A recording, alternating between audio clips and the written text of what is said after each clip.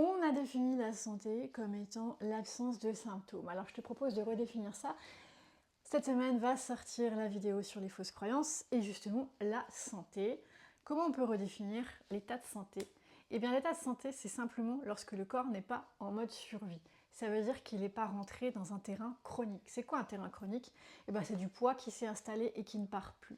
C'est un symptôme qui reste sur du long terme, ou c'est un symptôme qui est là de manière récurrente. Court terme, mais récurrent, ou long terme et récurrent, peu importe, c'est quelque chose qui reste.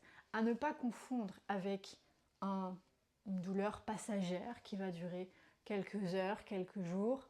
Même chose pour un symptôme, c'est pas parce qu'on vomit que l'on n'est pas en santé. D'accord? Il faut bien faire la différence entre un symptôme passager, qui est simplement l'expression d'une régulation passagère, à quelque chose qui s'installe dans le temps et qui là indique un mode survie pour le corps. Rappelle-toi, est-ce que tu sais ce que c'est le mode survie?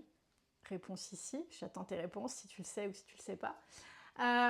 Donc mode survie, et ce mode survie fait que le corps consomme beaucoup d'énergie, que du coup il va être de plus en plus dans ses régulations, qu'il y a de plus en plus de symptômes, et que donc à un moment donné ceci peut aboutir à des destructions de tissus, à de la détérioration corporelle, à du vieillissement prématuré, peu importe, effectivement ça peut affecter la qualité de ton corps. Mais ce n'est pas ton corps qui s'autodétruit, c'est quand même important dans la nuance parce que ton corps n'est pas à combattre, par contre il est à soutenir pour sortir de ce mode survie de manière à retomber dans un système où on peut avoir des symptômes spontanés qui ne durent pas dans le temps, mais plus dans la chronicité. Voilà, je te donne rendez-vous cette semaine dans la vidéo qui défait les fausses croyances sur l'état de santé.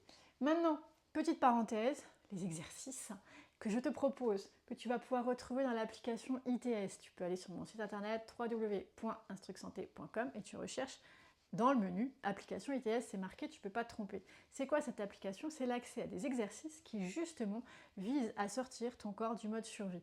De manière générale, si tu n'as pas fait de bilan avec moi, parce que tu n'es pas obligé de faire un bilan, et de manière générale, c'est quoi?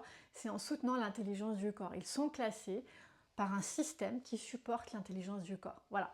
Maintenant, tu vas pouvoir aussi retrouver des exercices selon tes émotions et selon tes symptômes ou pathologies. Et bien sûr, si tu fais un bilan, tu vas avoir ta stratégie pour choisir tes exercices. On rentre dans un mode plus personnalisé et ciblé. Voilà. Si tu as des questions à ce sujet, n'hésite pas. Merci pour ton écoute et je te dis à bientôt.